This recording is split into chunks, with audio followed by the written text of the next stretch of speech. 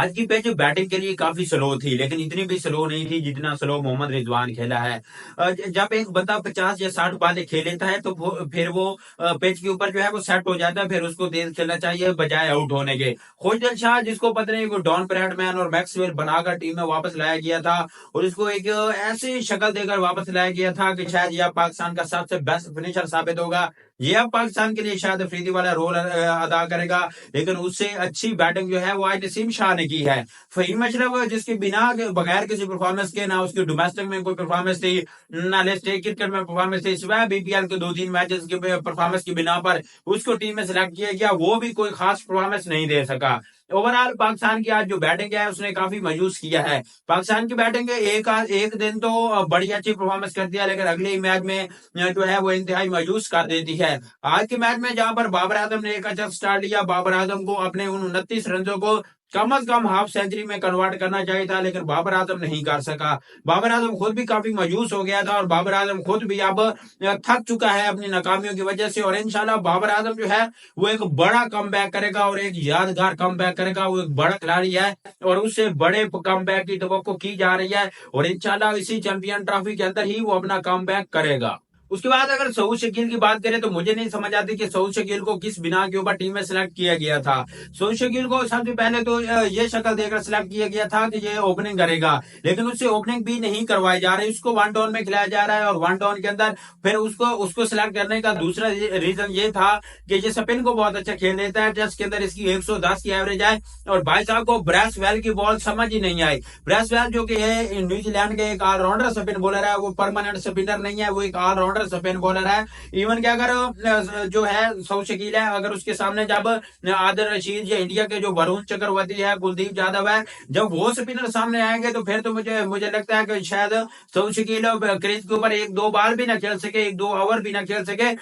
सऊद शकील, जिसको स्पिनर का सामना करने के लिए टीम में लाया गया था, उसको इसके लिए टीम में कम बैक कराया गया था कि ये मिडल में जब स्पिन बॉलर जो है वो बॉलिंग करा रहे होंगे तो उनको काफी अच्छे से फेस कर लेता है और पाकिस्तान के लिए काफी मददगार साबित होगा। तो सऊद शकील वो या स्पिनर पर इंतहाई बुरी तरह आउट हुआ है। उससे पहले उसको एक बाउंसर के ऊपर उसका कैच भी ड्रॉप हुआ है, थर्ड मैन के ऊपर उसने उसको बाउंसर मारा गया, उसने शॉट करी जो कि थर्ड मैन के ऊपर खड़े फील्डर के पास गई, तो वहां पर जो है वो सऊद शकील आउट होते होते बचा है। उसका कैच ड्रॉप हो गया था, जो कैच है वो भी फील्डर के सीधा हाथों में गया था, लेकिन वो नहीं कर सका, कैच भी थोड़ा सा डिफिकल्ट था।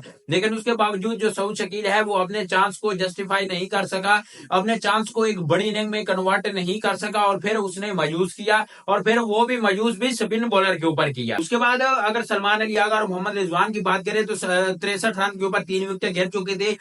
बनता था स्टार्ट में स्लो खेलना, और जो मोहम्मद रिजवान है उसने काफी ज्यादा स्लो खेला है, लेकिन एक पार्टनरशिप लगाने के लिए और विकेट के ऊपर स्टे करने के लिए शुरू शुरू में होता है कि थोड़ा सा स्लो खेला जाता है, लेकिन इतना भी स्लो नहीं खेला जाता जितना मोहम्मद रिजवान ने खेला है। मोहम्मद रिजवान ने तकरीबन 76 बालों का सामना किया और सिर्फ 40 रन बनाए हैं, और जो आखिरी के 8-10 रन है वो 2-3 यूं समझ ले कि 70 बालों के ऊपर जो मोहम्मद रिजवान है उसके बाद 30 के 32 रन थे, 68 बालों के ऊपर 30 रन थे एग्जैक्ट मुझे याद है, या 38 बालों के ऊपर जो मोहम्मद रिजवान है उसने 3 रन बनाए हुए थे, और फिर अगली बालों के ऊपर 2-3 चौके लगाकर उसने थोड़ा सा अच्छे रन बना, जैसे ही उसने स्टार्ट पकड़ा रन बनाने शुरू किए तो वहां पर अगर वो आउट हो गया। सलमान अली आगा, उसने भी आज कदर बेहतर इनिंग खेली है। हर मैच एक ही बंदा हर मैच में रन बनाकर नहीं देता, सलमान आगा से कोई गिला नहीं है। जब 3 विकेट गिर चुकी थी तो वो विकेट पर आया तो उसने ठीक ही खेला है, ना ज्यादा स्लो खेला है और ना ही तेज खेला है, इवन के वो मोहम्मद रिजवान से बेटर रहा है। अगर आज के दिन में अगर सबसे कोई बेस्ट बैट्समैन रहा है तो वो तैयब ताहिर रहा है। तैयब ताहिर ने आकर भले थोड़ा सा स्लो स्टार्ट लिया, फिर थोड़े विकेट को देखा, पेच को समझने की कोशिश की, उसके बाद सलमान अली आगा ने जो तैयब ताहिर है उसने जबरदस्त किस्म की बैटिंग स्टार्ट किया है, और फिर जब बंदा तेज खेलने की कोशिश करता है, लंबे शॉट्स लगाने की, बड़े शॉट्स लगाने की कोशिश करता है, तो जाहिर सी बात है फिर आउट तो होता है। और जो तैयब ताहिर है वो जिस तरह पर आउट हुआ है मुझे उससे कोई गिला नहीं, क्योंकि उसने शॉट लगाने की कोशिश की है, उसने छक्का चौका लगाने की कोशिश की है, बाल फिल्टर के हाथों में चली गई है, इसका कोई इतना वो नहीं है कि इवन के उसने कोशिश तो की है। वो आज के मैच में मोहम्मद रिजवान, खुशदिल शाह, बाबर आजम और फहीम अशरफ, इन सारे बैट्समैनों से वो बेटर रहा है। खुशदिल शाह और फहीम अशरफ इन दोनों ने आज काफी इंतहाई ज्यादा मायूस किया। खुशदिल शाह के पास आज बहुत बड़ा चांस था, 15-16 ओवर पड़े थे जब वो बैटिंग करने के लिए आया, तो उसके पास एक चांस था कि वो आज अपनी सिलेक्शन को जस्टिफाई कर सकता था और वो बता सकता था कि मैं मेरिट पर वापस आया हूं, लेकिन उसने फिर मायूस किया। उसने बताया कि कोच दिलशाद के अंदर कुछ भी नहीं है। कोच दिलशाद जिसको पावर हिटिंग के लिए सिलेक्ट किया गया था, जब वो बैटिंग करने के लिए आया तो उसने भी वही मोहम्मद रिजवान और सलमान अली आगा की तरह इनिंग को वेट करने की कोशिश की है। हालांकि वहां पर स्लो खेलने की जरूरत नहीं थी। और वैसे भी जो कोच दिलशाद का रोल है वो हार्ड हिटिंग करना है, पावर हिटिंग करना है, लंबी शॉट्स लगाना है, बड़ी शॉट्स लगाना है, ना कि वहां पर आकर विकेट को रोकना है। फहीम अशरफ उसको भी इसीलिए सिलेक्ट किया गया था कि वो डेथ में आकर वो भी पावर हिटिंग कर सकता है, एंड वाले ओवर में वो अच्छे शॉट्स लगा सकता है। लेकिन इवन के उससे बैटर बॉलिंग शहनशाह अफरीदी ने की है। और मोहम्मद रिजवान ने आज कप्तानी में दो बहुत बड़े गलत फैसले किए हैं। पहला गलत फैसला ये था कि टॉस जीतकर फील्डिंग करने की जरूरत थी, ना कि बैटिंग करने की। ये जो पिच थी, पहली इनिंग में बॉलर को काफी मदद मिलती है, जबकि दूसरी इनिंग में बॉलर के लिए कोई खास मदद नहीं होती, ओस पड़ती है, जिस वजह से स्विंग भी नहीं होती।